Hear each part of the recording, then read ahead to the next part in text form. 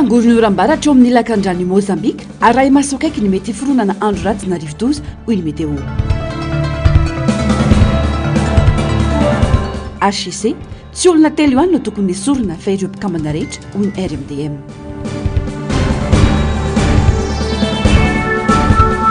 Raha ranom-pirenena ilana fanavaozana ny fanendrena olo-mpanjakana hoy Ralay Arimanana.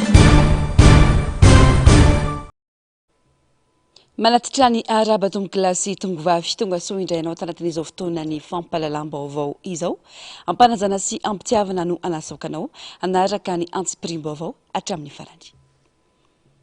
Makasika ny raharam-pirenena avy hatrany teny fare atrinela teto Madagasikara nefa mbola miverimberina hatramin'ny androany hoe fanavaozana. Ao anatin'ny fitakiana ny fanovana sy fanavaozana no hiatrihan'ny malagasy ny fetin'ny krismasy amin'ity taona ity. Krismasy izay fankalazana fahaterana vaovao ka tokony hampametra-panontaniana ny malagasy rehetra ho ny pastora Rabarimanana Hery Mandimby ny amin'ny hoe fanavaozana inona marina no ilain'ny firenena. Fanampanazavana Intini Germain Mejanary eo amin'ny sary sy rindran-tsary ny mbola hava-tsara. Tsy teny vaovao any Madagasikara sy ny malagasy ny hoe fanavaozana. Teny verimberina teto amin'ny tantaran'ny firenena hatramin'ny taona 2070 ny fanavaozana. Rajaivina ohatra tany amin'ny taona 1740 nisy ireo solombavam-bahoaka misy teo amin'ny 70 ny salotra ny anarana hoe fanovana. Toa lasa zary lasa teny vaovao indray anefa ny fanavaozana amin'izao fotoana izao ka mampametra-panontaniana hoe nahoana no mbola miverimberina indray ny fitakiana fanavaozana fito taona aty aoriana hoy ny mpanaraka ny raharam-pirenena. Midika izany fa misy zavatra lalina mila dinina eto amin'ny firenena. Raha tena nisy tokoa manko ny fanovana sy ny fanavaozana teo aloha dia tsy hitaka izany indray isika aty amin'ny taona 2024 hoy ny fanamaria ny pastora Rabarimanana.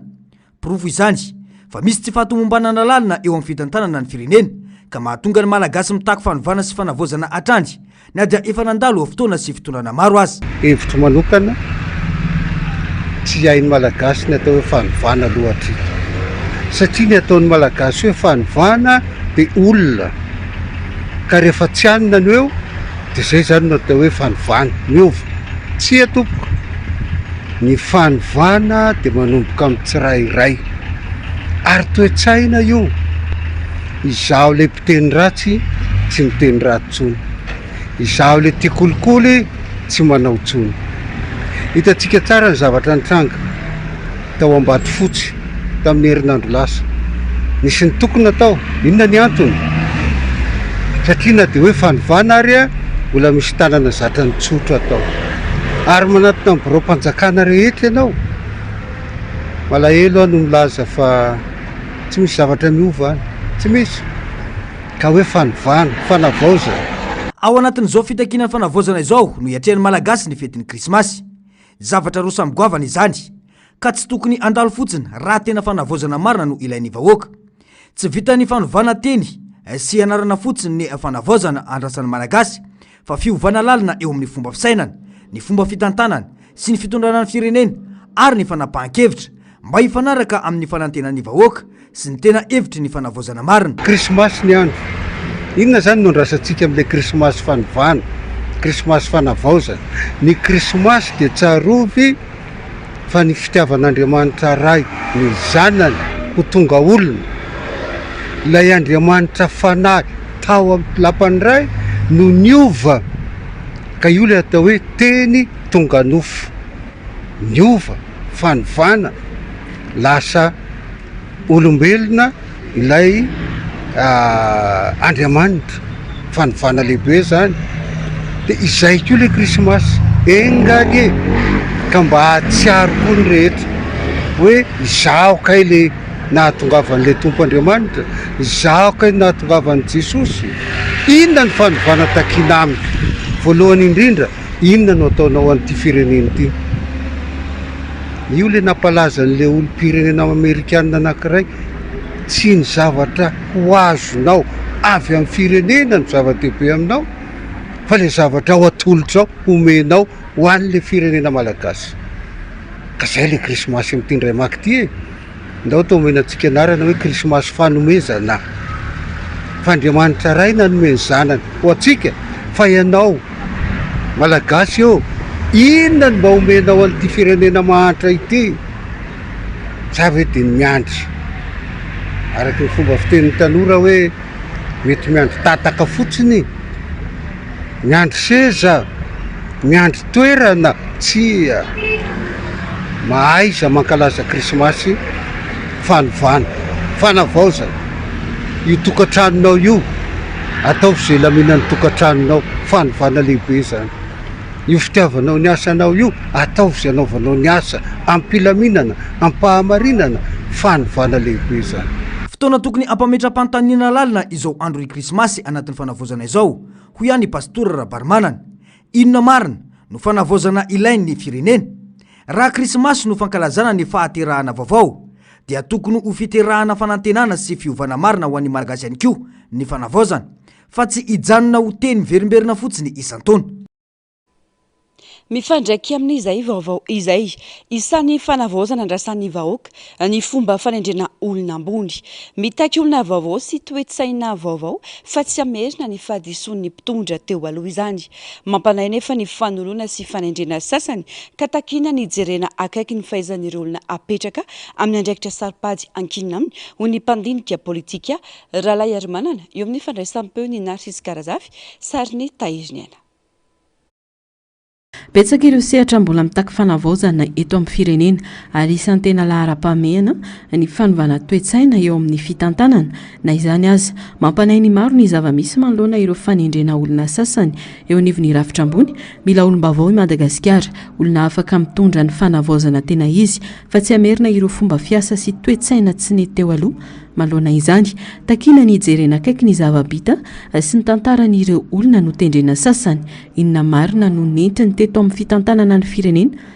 Tena afaka hitondra fiovana sa mety ampiverina ireo fahadisoana efa natao tany aloha, hoy ny fanazavana ny ny mpandinika politika. Tokony tsy sintsony ireo olona mpamadika palitao fa olona tsy voasaringotra tamin'ny laza ratsy sy ny resaka ara-politika no tsara petraka amin'ny toerana ambony, olona manana toe-tsaina vaovao, fahaiza-mitantana ary tena vonina nompo ny vahoaka sy ny firenena. Zany dia mila mieritreritra tsara indrindra fa ny mpitondra ankehitriny. Betsaka mantsy ny milaza fa hoe manolo-tsaina nefa indraindray manolo-tsaina anao any amin'ny tsy izy ihany ihany koa ka miteraka ihany ihany koa fandravana zao zavatra efa misy amin'ny tolom-bahoaka izao. Ka rehefa miavao dia tena tokony hoe andinika tsara ary betsaka ny olona zay atao hoe manana fijery vision tsara ary misy ihany koa ny olona vaovao zay tokony havitany izany fitondrana izany ankehitriny. Ka mila mahay manavaka tsara eo amin'ny vary sy ny tsy farifary fa betsaka ihany koa nefa ny zavatra hita hoe mety mamadika palitao zay efa fanaon'ireo mpanao politika eto amin'ny tany sy ny firenena rehefa lasany teo dia vetivetika dia mivadika tompo hafa indray vetivetika dia reny rehetrarehetra reny zany dia tokony tsy hita eto amin'ny tany sy ny firenena fa tokony hoe rehefa olona vaovao dia vaovao no mipetraka eo ary vaovao koa foto-kevitra hoentina satria ny andro ohatran'izao zany natao hoe andro isainana ihany koa satria ianao olona kristianina, olona afaka mandinika tsara ary zay mahatonga ny ten'Andriamanitra hoe raha misy zavatra atao dia mipetra aloha maka saina dia mandiny tsara amin'izay olona tena hoe tokony hiara-hiasa, olona tokony hoe ahavita ihany koa dia mandinika ny zavatra ohatran'izay mba tena hoentina mpandrosoana ny Madagasikara. Fa raha ny zavatra efa misy teo aloha ihany no averimberina eo dia tsy afaka nendroso mihitsy ny Madagasikara. Eo anatrehan'izany rehetra izany, niteraka ahiahy ihany koa ny fanoloana ireo mpikambana sasany eo anivon'ny fitsarana avo momba ny lalam-pandrenana na ny HCC mitaky ny mangarahara sy ny fahamalinana ny vahoaka amin'ny fanendrena ka tokony hojerena akaiky ny antécédent sy ny fahamendrehan'ireo olona tendrena satria andrim-panjakana manan-danja amin'ny fiainam-pirenena ny HCC. Raha mainka aloha zao dia ny fanavaozana na inona atoko misy na voatany io na inona rehefa ilaina no tena mampandroso amin'ny Madagasikara marina mba tsy tsarany vahoaka anao ndray fa raha izao mantsy no mitoika hoe misy fitsaram-bahoaka dia vao miasa maimay kokoa ary izay nefa ny zavatra tanjona ialatsika zay fitsaram-bahoaka zay satria ny vahoaka dia efa liana ary tsy dia hiverina amin'ny zavatra nisy teo aloha tsony tahakany hoe fitiavam-bola fitiava-karena zay fanararotana mantsy matetika zany tsy mametratra ny teny zany ao amin'ny fanaovana politika zany ny tena ohatrany hoe fanangona-karena raha ny zavatra misy eto amin'ny tany sy ny firenena raha hoe amin'ny fanaovana politika eto Madagasikara dia misy zany ny zavatra tsy fampatokisana, misy ny zavatra mampiaya zay mahatonga an'ireny zavatra ireny. Ka zay ny ataoko hoe mila mandinika tsara alohan'ny hanendrena olona ihany koa dia mila mifampidinika tsara amin'ny tena hoe iza marina ny tena mitondra ny tolona, aiza marina reto tanora reto, aiza marina reto mpianatra reto, ireo mpianatra eo hoe mahalala tsara ny olona tokony apetraka eo ihany koa. Fa ny zavatra misy any amin'izao fotoana betsaka ihany koa ny tanora hoe lasa mpitolona daholo fa indraindray ilay izy tanora tsy tao anatin'ilay fitolomana akory ary ny hitanao lasa mijoro ary sy ny zavatra rehetrarehetra zany lasa mampalahelo ihany koa. Ankoatra izay no mafisiny fa tokony hojerena maika ihany koa ireo tantsaha sy ny fampandrosoana eny ambanivohitra. Ny tantsaha no iankina ny fampandrosoana marina tsapamantsy fa ny maika amin'izao fotoana dia ny fanavaozana sy ny famahana mivantana ny olan'ny vahoaka ka izay no tokony matimatesana ho hiatran'ny fanamafisana. Pejiny politika niteraka adihevitra sy resabe teto amin'ny sehatra politika ny fanapakevitry ny fitondram-panjakana mahakasika ny fanoloana mpikambana telo teo anivon'ny fitsarana avo momba ny lalam-panorenana na ny HCC fanapakevitra ara-dalàna sy ao anatin'ny fahefanana na ny mpitondra iny tranginy ka tsy tokony ho asiana adihevitra be hoy ny rodibe ny mpanoana ho an'ny demokrasia na ny RMDM. Fanadihadiana. Tampoka tamin'ny olom-pirenena maro ny fanendreny ka mahatonga ny fisalasalana sy ny aiah hoe mety mbola miorina amin'ilay fomba fisainana taloha ihany ny fitantanana ny fahefana dia ilay fiheverana fa mandrakizay no nomena ny fahefana. Raha tsy ahivina ny mpitsara nosoloina dia olona notendre ny filoha teo aloha Rajoelina Andry ary mpitsara hafa ihany koa no nasolo azy ireo amin'izao fotoana izao. Ho an'ny RMDM dia tsy tokony ampisy adihevitra goavana izany fanoloana izany satria ao anatin'ny lalàna no nanaovana ny fanendrena ireo mpitsara ireo. No mafisin'izy ireo kosa nefa fa tsy tokony ireo mpikambana telo ireo ihany no nosoloina fa ny rafitra iray manontolo na ny HCC no tokony nosoloina sy noravaina. Tsy haiko hoe ina moa no tokony ampiso vorovoro satria rehefa nanaiky tendrenany ny olona anankiray tokony manaiky koa esoriny ary tsy tokony zany hadalana ny mampiso vorovoro zany. Rehefa ianao nanaiky tendreny olona dia dikan'izay manaiky koa ianao esorina.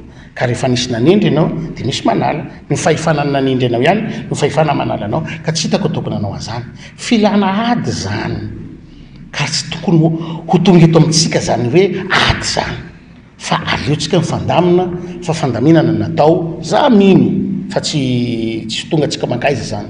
Ka raha HCC mpitsara ny azo solona mpitsara dia tsy hitako nga tsy maintsy ireo ihany ny mpitsara fa mpitsara solona mpitsara.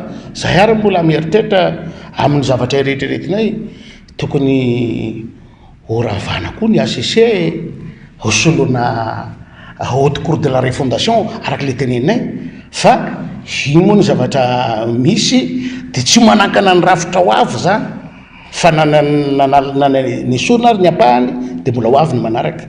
Ny ianareo efa niala misoran'Andriamanitra fa tafala alohanareo fa sisa tavelareo mbola ho esorina fa mifalianareo amin'ity fety ity satria fa niala mialoha fa mbo ho avy koa ny an'ny manaraka. Ankoatra izay dia nanamafy ny RMDM fa mila esorina ihany koa ny Prime Ministre Rajoelina. Tsy mitondra fanavaozana ny Prime Ministre fa mamerina ny fomba ratsy fanao ny fitondrana izay naloham-bahoaka teo. Tsy mahagaga raha manomboka mimenomenona ny ankamaroan'ny olona amin'izao fotoana hoy ny fanazavana. Ny tenin'ny RMDM fa mila esorina lay Prime Ministre lehibe ny gouvernemanta. Tazominay izay teninay izay averinay tsy hoe tsy fitiavana no hitenenanay an'izany, tsy hoe fankahalana no hitenenanay an'izany fa ny tombotsoa ambonin'ny firenena no ilazanay hitera-doza ho an'ny firenena ny mbola famelana ny Prime Ministre io. Raha tsika mieritreritra hoe manantena loza tsika dia apetrao eo izy fa tsika rehetra samy ijinja zay loza ho ateraky n'izay zavatra ataon'ny Prime Ministre io. Fa raha ohatra ka te hiala amin'ny loza tsika esory Prime Ministre io olona le manana olona be dia be Madagasikara fa tsy io ihany olona rehefa hita fa tsy mety gasy soloina gasy tsy haiko ino nolatsika tsika ne tsy hoe alaina ny gasy de solona vazaha fa gasy esorona de soloana gasy raha fotsy de solotsika fotsy raha mainty de solotsika mainty ananatsika daholo zany diplôme a Madagasikara eto be da be ary tsy izy kosa ny eritreretintsika hoe olo tsy azo soloana fa azotsika atao ny manolo azy mitodika manokana amin'ny filoham-panjakana izahay mba handre sy handray an'izao sosikevitra omena izao hoe esory le premier ministre lehibe ny gouvernemanta fa tsy mendriky ho an'ny fanovana. Raha fanavozana marina ny tanjony dia tsy tokony fanoloana olona tsirairay no atao fa mila fandiniana lalina sy fanavozana tanteraka ny HCC hoy ny RNDM. Araka ny hevitra izy ireo, very tsikelikely ny fitokisan'ny vahoaka ity androm-panjakana ambony ity noho ny fomba fiasa sy ny fanapahan-kevitra ny raisina nandritra ny taona maro.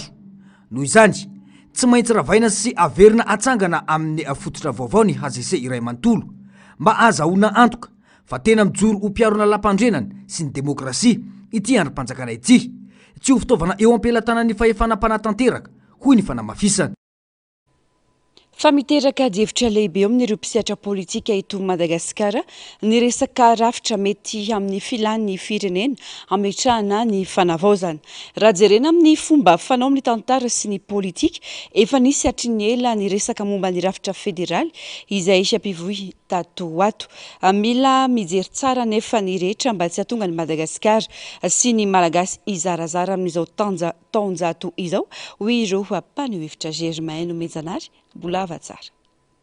Misy faritra sokajiana homanan-karena noho ireo arena voajanahary maro ao aminy toy ny solika, volamena, arenan-dranomasina na tany fambolena manan-karena. Etsy ankilany misy faritra mbola sahirana miatrika olana amin'ny fotodrafitrasa toy ny lalana, rano fisotro madio sy ny herinaratra ka manakana ny fandrosoana ara-toe-karena. Fomba iray ahafahan'ny faritra mitana ny arena ao aminy ny fametrahana rafitra federaly hoy ireo pomba izany mba hiteraka fitoviana sy fandrosoana maharitra. Na izany aza, misy koa no ireo milaza fa mety hitarika fizarazarana sy tsy fitoviana lehibe eo amin'ny faritra tsirairay ny rafitra federaly raha tsy voahomana tsara. Ny rafitra fitsinjaram-pahefana ihany no mety amin'ny Madagasikara raha ny faneho-kevitra hafa. Etat fédéral manahoana reo atsimo reo zay désert tsy mamokatra fa manahoana ny olona atao hoe nany amin'ny toerana zay tena misy lavanely be dolara be.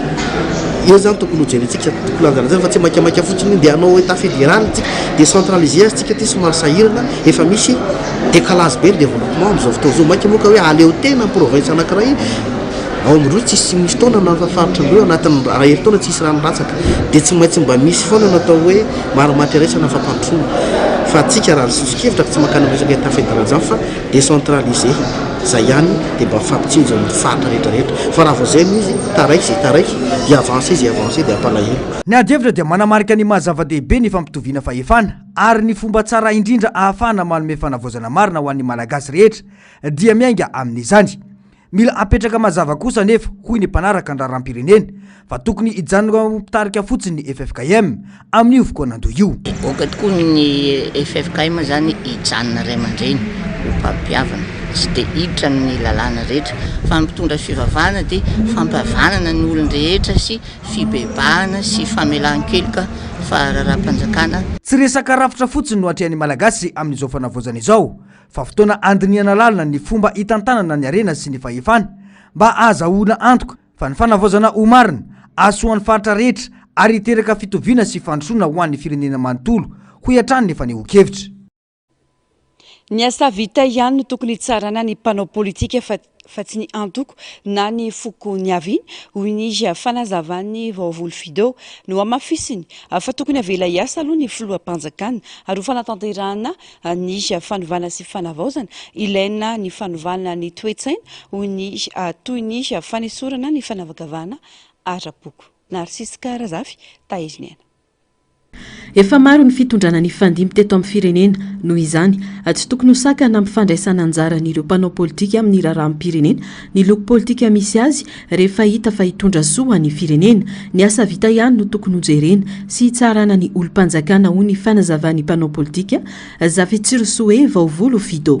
Io ange na deputat Ratsiraka ny olona tao Ratsiraka ihany jereny tao amin'ny Ravalomanana ny olo tao am'ravalomanana ny jerena tao amin'ny hery, ny olona tao amin'ny hery a jerena tao izy io a nandeha mandeha fa tsy nijery olona zay aoka aloha azava le izy tsy resaka izay monko zavatra misy amintsika eto Madagasikara fa ny olona aza mitsara olona fa mijery ny asa bitany le olona zay aloha zavatra hitako amin'ny zava-misy eto ka mialantsika zay zavatra zay satria manimba politika zay eto Madagasikara manimba atsika misy zavatra zay zavatra hitako amin'ny zavatra reny ny foloa tsy manaky hoe izy tsy nanavakavaka fa nijery izy hoe izy no mahavita zavatra ka tsika ngety tsy teny zavatra tsy hitany masotsika fa mitenena zavatra hita filohantsika zao mandeha izy miasa hitatsika zavatra izy nge mbola tsy filoha teo e fa manino izy manao asany reny satria zay le fangatana vao izy nge ny an'ny filohan'ny fanavoazana de hoe mijery ny vahoaka izy any fotony be zavatra vetivety nge tsy fa misy bala groupe ka tsy matapatapaky ve nijiro am'zao fa manao zavatra tsy mora miasa izy fa manao zavatra tsy mora tsy misy zavatra hoe mbola firy volana izy de mijery eo zavatra vita zao mbola tsy ampy tao rena fa izao nataony ka aza tsaraitsika izy fa tsaray vao amin'ny asany no mafisy ny famanao ny asan'ny filohampanjakana ary tokony avela iasa ireo mpitondra fa tsy ny fanaratsiana no apetraka mialoha akoatra izay nambarany fa tokony hajanona ny fifampiatsiana arapoka eo amin'ny raharam-pirenena tsy olona avy any andro irero izy no nametraka ny kolonel Mikael Randrenirina teo amin'ny toerany fa ny malagasy rehetra tsy vaky volo tokony hajanona ihany koa ny fifampiatsiana eny amin'ny tambazotra an-tserasera ataon'ireo compte fake marobe raha tiana irindra ny fiarahamonina malagasy tsy vavy atsimo nge nametraka ny filoha fa malagasy rehetra oka zavatra zay aza fangaro zavatra tsy tokony fangaro nametraka ny filoha teo kolonel Mikael teo de vahoaka malagasy manerana Madagasikara fa tsy zay avy atsimo ka misy olona tia hanapisara-bazana de mitena amitsika hoe tandremo rehefa be deabe le olona mampiady am'izao fa nametraka anazy ao de malagasy rehetra mikasika rehefa nendrena ny gauche à droite tsy amina manokana tsy de hiteny zavatra tsy hitako ary na ny filoha intermé-pirenena zany nge mbola ny fidiny de solomavambahoaka koa tsy ny fidiny any atsimo izy fa ny solomavambahoaka manera Madagasikara koa nifidy anazy tamin'ny assemblée de zay nalana anazy filoha fa iza hoe za moa hoe avy atsimo ny finametraka anazy eo ka tsy tokony hafangarotsika zavatra zay fa filohantsika rehetra io Madagasikara fa tsy an'olo rehetra ho fanatanterahana ny tanjona ao amin'ny fanovana sy fanavaozana ho iatran'ny fanazavana dia ilaina ny fanovana toe-tsaina amin'ny fanesorana ny fanavakavahana ara-poko ao anatin'ny raharam-pirenena izay ny makasika ny politika fa ivadika lafim-baovao afa-tanteraka isika atao anatin'ireto fanadihadiana manaraka ireto isan'ny fampanantenana nataony fitondrana mijoro amin'izao fotoana ny fanatanterahana fitsiriana na ny audit eo anivon'ny orinasa JIRAMA hatramin'izao anefa tsy nahitana vokan'izany kanefa io sehatra io no isan'ny tarika ny hetsi-bahoaka teto amin'ny firenena manainga ny fanjakana hitandrina amin'izay fanapa-kevitra ho raisiny ihany koa ny fisemare tandy ndondoza ny fiainan'ny mpiasa sy ny hoavy ny JIRAMA ka mila jerena maika fa indrindra ny fanendrena tale jeneraly vaovao ho ny fanohikevitra Narcisse Karazafy tahiriny anatrano atao ry ny fitokonana farany teo tao amin'ny orinasa JIRAMA mpiasa maromaro no nantsona ny atrika ny filan-kevitry ny fitsipipehezana na ny conseil de discipline no ny fitakina ny fialan'ny tale jeneraly orinasa araka ny fanambaran'ny syndicat ny fisemare misy amin'ireo mpiasa voakasika no efa nesorina tamin'ny asany ankehitriny na dia teo aza ny fampanantenan'ny fanjakana andray andraikitra manoloana ity raharaha ity dia mbola tsy hita mazavatra amin'izao ny fepetra niraisina hoy ny fisemare mahatonga ayasy tebiteby ho an'ireo mpiasa ny JIRAMA izany heminay hoe efa misy zany olona atolotra ho tale jeneraly zany azadino fandrara JIRAMA no napoke akoatra ny lonilony sosialy akoatra n'le kolokolo sy ny sisa zany dia ndrara jiro sy rano na tonga zao fanovana zao karaha ohatra zany ka tsy hojerena zay statiny zay novana zay tsy hojerena zay olana na tonga zay fanovana teto amin'ny firenena zay dia iverina ndray le fitokonana zany ka raha ohatra zany hoe fanovana nresantsika dia tokony ajanona aloha zany ilay statia zay natonga le fitokonana satria zavatra misy moa zany lasa hoe lasa tafiditra koa zany ny groupement ny employeur zany a tafiditra amin'ny afaka manolotra membre ny conseil d'administration amin'ny CNAPS zay zavatra zay nefa natonga le mpiasa natonga le fitokonana ka raha ohatra mbola zay no averiny eo a tsy fanovana zany aminay.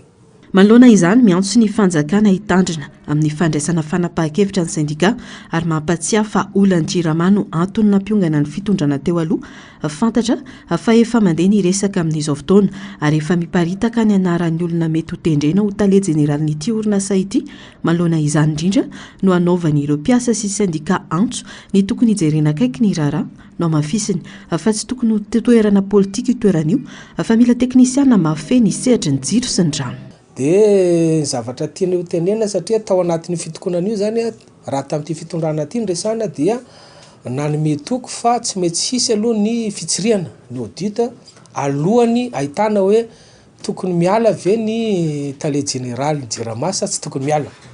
Etsy andanin'izay moa zany nisy ihany koa ny fanambarana zay nataon'ny solombavam-bahoaka hoe iroso amin'ny enquête parlementaire. De ao anatin'io zany lasa mitaitaina zany le mpiasa amin'izao fotoana zao de ny zavatra fanotaninay zany hoe aiza ho aiza le fitsiriana na le audit zay lazaina fa mitaitaina zany ny mpiasa ny jerama amin'izao fotoana zao. Nanao ihany koa moa ny solombavam-bahoaka hoe iroso amin'izay enquête parlementaire zay dia manontany koa zany zay hoe efa miroso ve efa mandeha ve zay.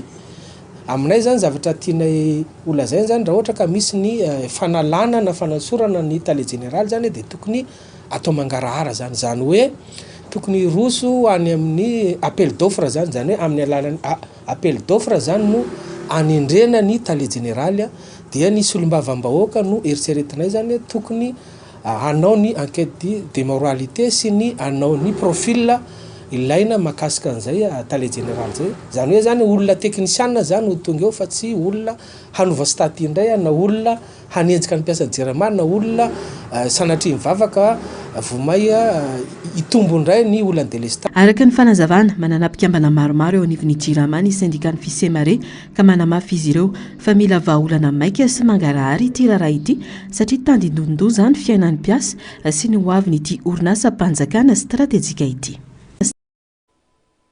Makasika ny toetry ny andro mahazo vahana ny tsioka ny Italia amin'ny lakan-drano Mozambika raha ny fampitambavao ny meteo midina ny tsindry ny abaka ary mahazo vahana ny amandona manoloana izany ikisaka miadana mizotra ny amin'ny lakan-drano Mozambika ity tranga ity atao anatin'ny 3 andro manaraka itoetra atrano izany tsioka ny Italia ka mpahazo vahana ny rotsankorana eto Madagasikara indrindra ny tapany avony sy avaratra andrefan'ny nosiny hoy ny meteo aray maso akaiky ny mety foronana andro ratsy na rivodoza ao anatin'izany tangoron'oram-baratra izany ao amin'ny lakan-drano ny Mozambika. Fanampanazavana. Tafidina tsy mikokoa no ny mahazatra rehefa volana Desambra ny tsioka ny Italia ao amin'ny lakan-drano ny Mozambika manoloana ny fivoarany ilay tambolon-drevitra any amin'ny atitany ny Mozambika raha ny fampitambavao ny meteo ny tolakandro teo. Mitoetra manaraka izany ihany koa ny tangoron'oram-baratra any amin'ny ilany avoana atsinanan'ny Afrika ny avoana ny lakan-drano ny Mozambika ary mipaka amin'ny morontsiraka avoany andrefan'ny nosy ny maraina teo. Midina ny tsindry ny abaka ary mahazo vahana ny amandona. Raha ny vinavina ikisaka miadana mizotra ny amin'ny lakan-drano ny Mozambika ity tranga ity atao anatin'ny 3 andro manaraka.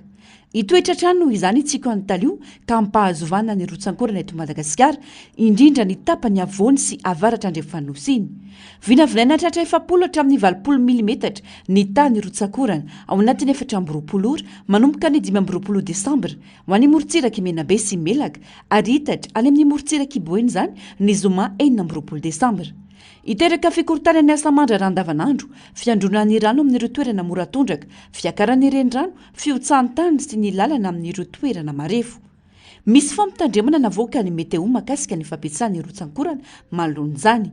Fampitandremana amin'ny loko mavo any Morondava, Belotsiribina, Antsalova, Maintirano. Fampitandremana amin'ny loko maitso kosa ny Besalampy, Soalala, Mitsinjo ary Mahajanga. Itsy ankilany, arahy maso akaiky ny mety foronana andro ratsy na rivodoza ao anatin'ny tangoron'oram-baratra ao amin'ny lakan-drano Mozambika ity. Entanatra ny kosa ny mpampiasa ranomasina toy ny mpanjono sy ny mpitatitra an-dranomasina amin'ny morontsiraka andrefana mantolo mba hitandrina manoloana ny tafiotra anaty oram-baratra. Toy izay ihany koa ny rehetra mba hanatraka mandrakariva ireo toromarika omeny manam-pahefana isan-tokony. Fa miantso vonto sy vahaolana maika avy amin'ny mpitondra fanjakana ireo mponina sy mpivarotra eny Andravoahangy manoloana ny ranobe eny an-toerana izay tsy nahita mbaolana hatramin'ny androany. Miamafatrano ny fitarainana ny fahavoazana teraka izany ho an'ireo mpivarotra indrindra amin'izao andro fety izao.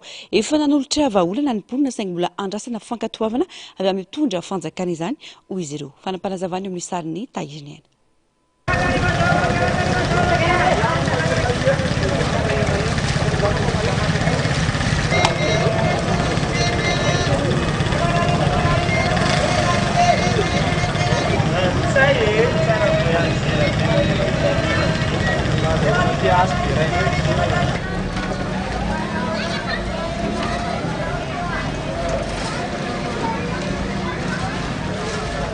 Tahaka izao ny fiainan'ny mponina ety Andravoahangy.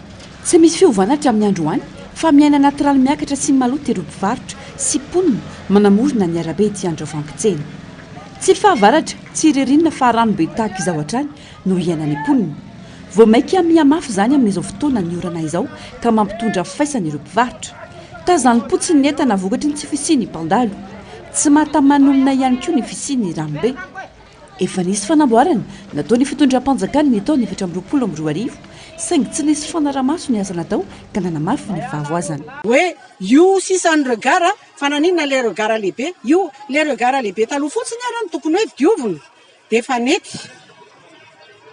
Zay moa ny fandehany tetsy amin'ny rond-point dia le rond-point io koa ara efa mambolana maro nosokafan'le izy dia zay araka ny teneniko anao zay hoe nosoloana mètre carré dia navelany loka be ary voaingana izy io no ohatrany hoe mba antsetsemana zay manko ny taraina mihitsy hoe tokony mba averina ny tsetsin'le izy satria sahirana ny tomobile le lavaka ataon'le olona fanariam-pako fotsiny. Tena ilana vahaolana maika ity tranga ity ny fanamafisana.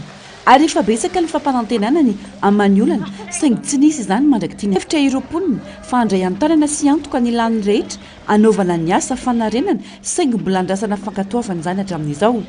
Tody tsy hita sy atao be marina ny antson'ny mponina manoloana izany. Fa izay vahoaka aloha efa manao proposition mihitsy hoe amin'le fanalana an'le tsetsiny. Zay zany efa niteny mihitsy hoe alao raisinay andraikitra rehefa sahirana amin'ny fanjakana. Ny fandraisana ndraiky sa raisinay dia saika analan'le tsetsina rehetrarehetra mihitsy zay. Kanefa zay moa amin'ny mahalala arabe ampanjakana azy tsy azonay kitihana mihitsy io. Raha tsy misy autorisation avy any amin'ny fanjakana na misy solotena mpanjakana zay hoe tonga tiako toerana manara-maso amin'ny asa ataonay. Fa zahay dia efa vonona mihitsy analan'ny tsetsina. Zay zany miantoka ny rehetrarehetra na matériel zany na ny main d'œuvre fa tsy mbola nasian'ny fanjakana valiteny na dia zany ara ny efa hoe fandraisanay vahoaka hoe anjara tsy nasiany. Manamafy ny antso amerenana ny fandoavan-kitra amin'ny fokotany ny mponina ety an-toerana isoroana ny tranga tahaka izao. Raha ny zava-misy mantsy tsy hita izay tena vokatra sy tamberina ho an'ny mponina izay mandoa etratra amin'izao. Tokony raisin'ny fokon'olona raisin'ny fokotany metra tany satria raha zao trano rehetrarehetra zao samy mandoa etra tena tsy miandrona ny olana ohatran'izao.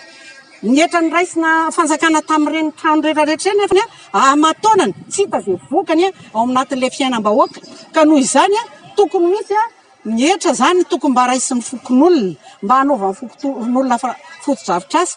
Tsy ireo mpivarotra ihany fa lasibra hatramin'ny mpandalo amin'ity ranobe ity. Misy mihitsy azy ireo mpitatitr'olona amin'ny alalan'ny sarety ety an-toerana anamorana ny fivezivezena sy ny lalan-kely namboarin'ireo mponina vokatry ny firaisan-kinany rehetra ahafahana mandeha.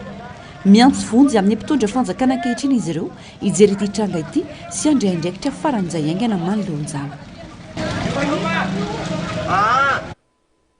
Eo amin'izay vaovaony sosialy izay saika tsy niomana tamin'ny fanatanterahana fety goavambe avokoa ny ankamaroan'ny olona sendra ny fandraisam-peo ny mpanao gazetinay teny antsena teny ho an'ny androany. Ny fantoka tamin'ny fampifaliana ny ankizy sy ny fandehanana ny ampiangonana izy ireo raha ny fanazavana. Narcisy Karazafy, Tahiriny. Ny fanatrehana any am-piangonana no tena zava-dehibe amin'ny fetiny noely ho ny renim-pianakaviana iray izay vola ampelantanana kosa no anaovana ny sakafo miavaka kely amin'ny andavanandro fa tsy ny omana tamin'ny volabe. Isataona ihany any am-piangonana no tena zava-dehibe fa tsy fanomanana hoe sakafo na fitafiana salan'izany. Tsy manomana mihitsy fa araka izay zava-misy eo ihany no hatrehana. Manomana izay tena marina hoe tsy manomana mihitsy fa dia fianakaviana manodidina eo fotsiny dia mifampiarahaba dia izay. Ny ray aman-dreny no tsy adino dia izay ihany. Ny fampifaliana ny ankizy no tena zava-dehibe ho kosa ny fanamafisana na dia nahitana fiakarana aza ny vidin'ny kilalao sy ny akanjon'ireo ankizy dia tsy maintsy novidiana izany hoy ny fanazavana. Eny fety ho an'ny ankizy dia ampifalifaliana ny ankizy fa tsy dia tena hoe misy be fa izay tratra ihany.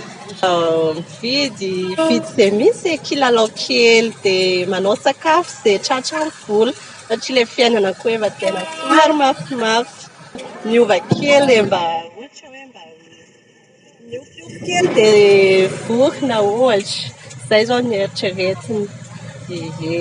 Ny maraina no mandeha mivavaka dia ny hariva samy ao an-trano.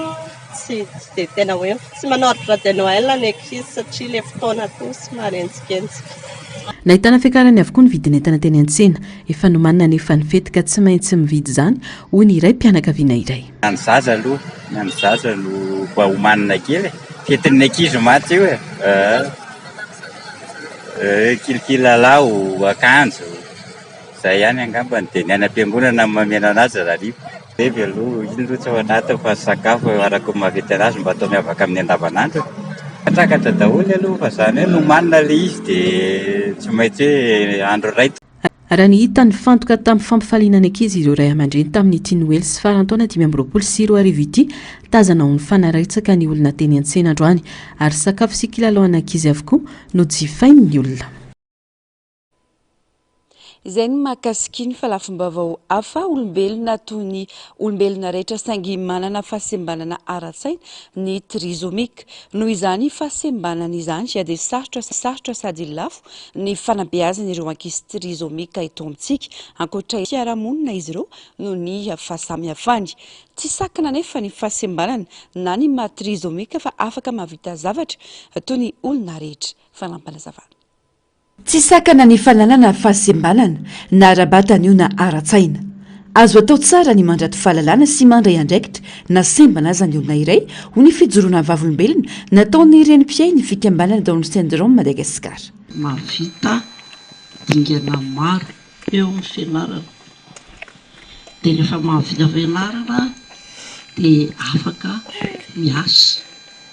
Sady fampahirezana ho anareo zandry rehetra mandre zany dia azo atao tsara ny miasa. Asa olon-dehibe mandray andraikitra eo amin'ny asa, mandray andraikitra eo amin'ny tany amamonina, mandray andraikitra eo amin'ny firenena, eny mandray andraikitra eo amin'ny fiangonana. Mifano indrindra amin'izany dia nofanina momba ny fahafahany rehetra misitraka ny numerika na ny inclusion numérique sy ny informatika ireto tanora trizomika misa valo beazin'ny fikambanana Down syndrome Madagasikara. Roa volana noho ny anaran'izy ireo izany vokatry ny fiara-miasa tamin'ny maison du numérique izay manome mpampiofana sy solosaina ary connexion mamaim-poana ho an'ireo tanora. Tasahanay zany ny fitrandrahana ny taretany ankizy tsirairay mihitsiny mba ahafahana manampy azy ireo aleo tena amin'ny fiainana dia mba ahafahany manana ny hoavy manokana. Dia atao anatin'ny fikambanana ihany koa dia misy fampiofanana mahakasika ny inclusion numérique. Mariana fa trizomika enim-bolana no zandriny indrindra ka hatramin'ny 13 taona no beazin'ny fikambanana Down syndrome Madagasikara izay manana ny foibe ny tondreny vohitra sy ireo ratsany any Antsirabe sy Moramanga. Fananolotra fanampiana ho an'ireo zazakamboty izay hiabeazina ao amin'ny akany velona fialofana ho tangaina ny teo anivon'ny RMDM androany. Ilaina ny fanomezana hery ho an'ireo zazabeazina ireo fa tsy irery izy ireo na dia ao anatin'ny akany azy hoy ny fanazavana. Solontenan'ireo mpitaiza moa no tonga naka ireo fanomezana ireo tetsy amin'ny Biraony Belera Ampandrana. Nandritra ity fotoana ity ihany koa ny nitondra ny RMDM nijery totoka ho an'ity taona 2024 ity. Germain Nomezanary mbola afa-tsara mitatitra amintsika ny antsipirim-baovao. tanteraka ankehitriny ny hevitra izay efa napotsaky ny RMDM fony mbola rodibe ny mpanohitra ho an'ny demokrasia nandritra ny taona maro. Tolo-kevitra maro no natolotra ny fitondram-panjakana Rajoelina tamin'izany fotoana. Niainga tamin'ny fitakiana ny fanesorana ny Prime Ministre Ntsay Christian izany, ary nitoy ny tamin'ny fitakiana ny fandravana ny gouvernemanta, saingy be marenina no valiny. Tsy vitan'io, fa nitakiana ihany koa ny fanafoanana ny kolikoly sy ny ampimamba, ny fifehezana ny fandriam-pahalemana ary ny fitakiana fikonan-dom-pirenena. Saingy tsy nisy noenony. Amin'izao fotoana izao, ireo ekipan'ny fitondrana teo aloha no mitaky ny irosona lalina amin'izany ankehitriny, ary ao anatiny tsy fanilikiliana. Impiry no niantso ny mpanao politika mba ifampidinika andatabatra boribory, niantso ny FFKM fa tsy mba nisy na iray aza nipoitra ireo mpitondra sy ny mpiara-dita amin'ny Rajoelina tamin'izany fotoana izany. Tsy midika ho famelan-keloka ny firosona amin'ny fikonan-doha amin'izao fotoana izao, hoy ny fanazavana. Ka ankehitriny zany dia manaprofo manambara fa marina amin'ny teniny ny RMDM, marina amin'ny teniny, tsy nenony olona, tsy nakatoavin'ny olona ny teniny, fa marina amin'ny teniny ny RMDM. Faharoa, tonga ny volana Oktobra, Novambra, lasa niova ho mpanohana ny RMDM. Ary zay no mila mijery tsara isika fa hanolorana hevitra ireo milaza ny tena no mpanohatra ankehitriny fa ny RMDM efa mpanohatra talohanareo, manana traikefa momba an'izany fanoherana zany. Na ninona raha ohatra ka miaiky, raha ohatra ka mahatsaro tena fa tsy mety ny natao. Fa raha nety kosa ny natao, tsy hitako tokony atahorana ny perquisition na mety fisamborana. Fanontaniana fitadiava-javatra marina zany. Ary tsy maintsy manao an'izany tsika mba hitadiavantsika ny marina. Zahay reto firy convocation nataonareo aminay, akoatra ny lacrymogène, akoatra ny daroka tsy nialam-bola, fa tsy ho ataonay aminareo zany. Ary zay tsy mieritreritra ny anao ratsy anareo satria mpiray-tandrazana isika. Kanefa na izany aza, tsy hitahiry kosa zahay hanao tsy maty manota eto amin'ity firenena ity. Fa tsy maintsy misy kosa reo olona zay tsy maintsy, araka ny fitenin'ny filoha ankehitriny hoe fanetry be ny firenena, tsy ho amelantsika. Tsy amelantsika. Satria tanindrazana iaramanana no titsika votana, tombontsoan'ny firenena no titsika otratrarina. Ao anatin'ny vanim-potoanan'ny krismasy izao dia nandolotra fanampina ho an'ireo zaza Kamboty izay beazina ao amin'ny akany velona fialofana Tangaina ny teo anivon'ny RMDM. Izany natao dia mba ho anjara biriky hoentina anampina ireo zaza sahiran'ireo raha ny fanazavana. Nanatanteraka itsika fizarana fanomezana sy sakafo manimponina sahirana sy ny ankizy Kamboty ny solom-bava-moaka Totsoa Andriamampandry Siana Mariana ny fetiny Noely 2020 amby 2 arivo teny amby manarina. Eo amin'ny sariny Tahiriniana. Toy ny fanao isan-taona dia nanolotra PPN, solomody akoho, kilalao, vatomamy ary kojakoja isan-karazany ho an'ireo ankizy Kamboty tao amin'ny fokotany Ambatolampy sy Avaratanana ny solom-bava-moaka Totsoa Andriamampandry mba ampahirezana sy ampatsiarovana azy ireo fa tsy irery amin'ny fiainan'izy ireo.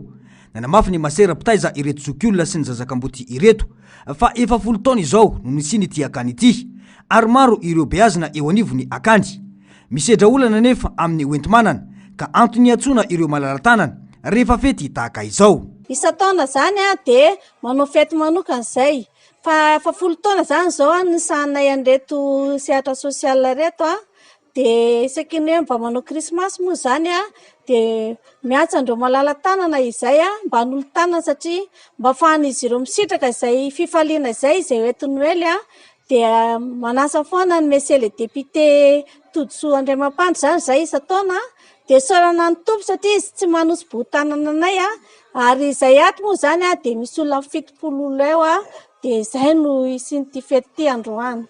Ireo moa zany dia olona hoe eto amin'ny faritra misy anay daholo ireo olona reo, olona sahirana izy ireo izay aloha zany tratranay fa raha nisan'ny hoe tena atao zany be da be ny olona mila fanampiana saingy ny ety manana no tsy ampy. Dia izay no mahatonga anay mantso ho an'izay malala tanana afahana mampivoatra ny asa sosiala zay tokony ataona ihany koa. Nandritra ny hetsika dia nisy ihany koa ny sakafo mitam-pihavana niarahana tamin'ireo mponina na namafy ny fankahirezana sy ny firaisan-kina eo amin'ny fiarahamonina izany. Isorana manokana i Masera Benedicte mpiain'ny Zakamboty noho ny fanomezana fitsaboana maimaim-poana ho an'ireo ankizy izay nampiseho ny lanjan'ny fiarahamory sy ny fiahina amin'ny fiarahamonina hoy ny solombavam-bahoaka Andriamampandry Tontsoa. Zay dia mankasitraka manokana ny Masera izay mikarakara isan'andro mandavataona ny ankizy sahirana etia amin'ny fokotany afarantanàna sy Ambatolampy Ambohimanarina sady miandro ankizy ireo zany izy no mikarakara amin'ireo ankizy sahirana sy Kamboty dia eo koa ireo zokiolona zany ray aman-dreny izay sahirana izay isan'andro izy dia manome sakafo fanampiana ao anatin'izay dia efa enitaona zao ny fiarahana miasa dia ny tena koa zany dia mitondra ny anjara biriky mahasolombavam-bahoaka ny tena voafidy teteika Ambohimanarina manampy ireo sahirana satria amin'ny vanim-potoana tahaka izao dia tokony hiara-paly ary fety ohatran'ny olona maneran-tany ny mponina ety Ambohimanarina ny vahoaka dia noho izany indrindra no nahatonga zany ny tenanay nanolotra zany ny menaka, ny vary, ny paty, ny kilalao, ny hena, ny solombadia koa ho an'ireo zokiolona izay tena sahirana zany ety amin'ny faritra Ambohimanarina izay misy anay ety.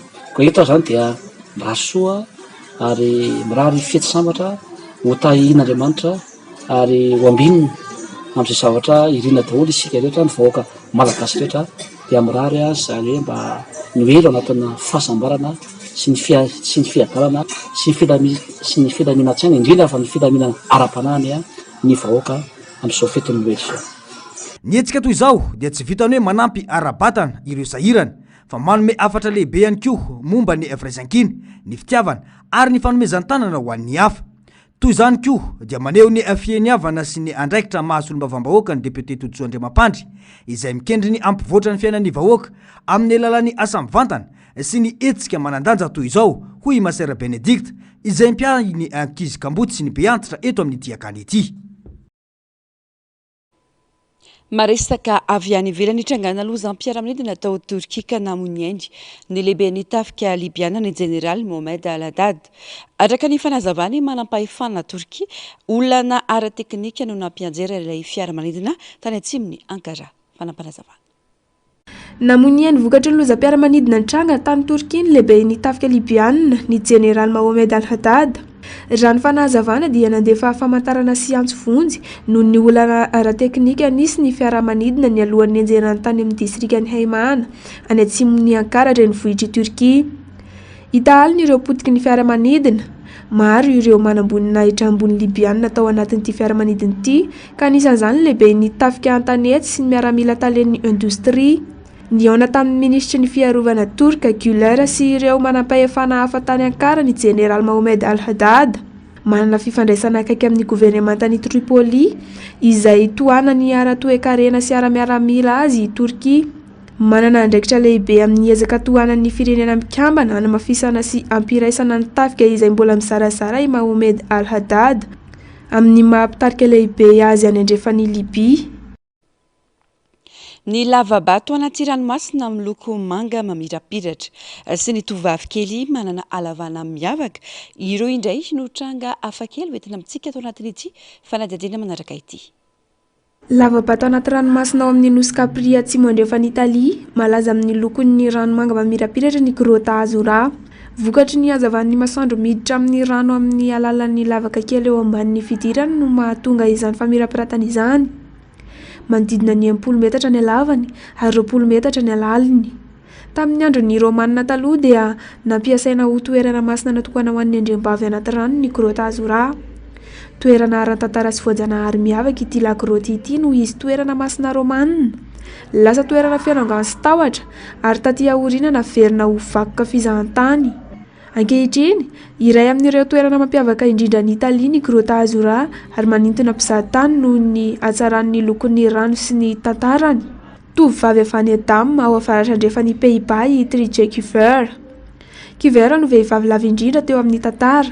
Teraka ny taona 590 ny tenany ary zanaky Cornelis Kuver sy Anna Powells.